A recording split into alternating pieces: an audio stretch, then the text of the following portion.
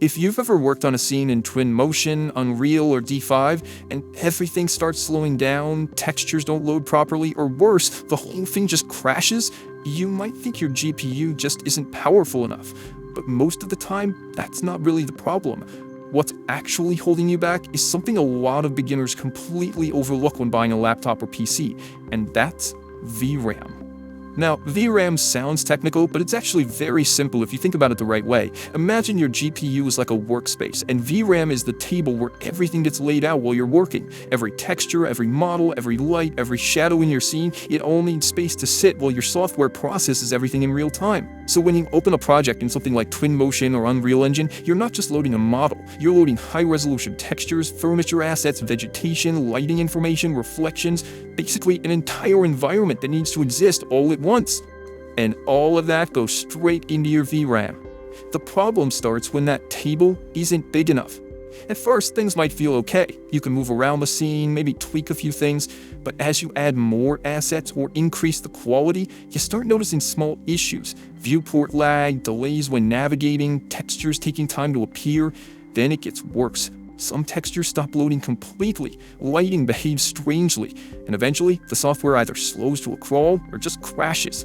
And that's usually the moment people think, I need a better GPU. But in reality, it's not about how fast your GPU is, it's about how much space it has to work with.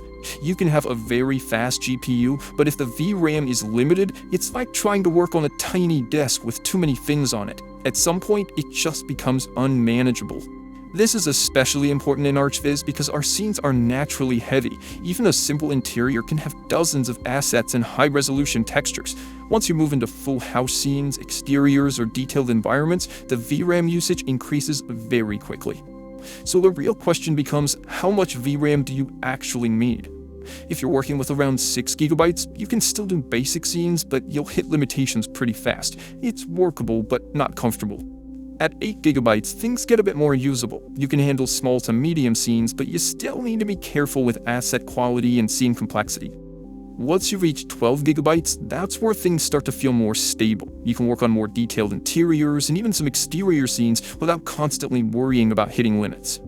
And if you go 16 GB or higher, that's when you really start to feel the difference. You have more freedom to build complex scenes, use high-resolution textures, and just work without that constant fear of your system breaking down in the middle of a project. A lot of beginners make the mistake of choosing a GPU based purely on the model name, thinking a newer or higher-tier GPU automatically solves everything. But in Archviz, VRAM often matters more than raw speed, especially when you're dealing with real-time rendering.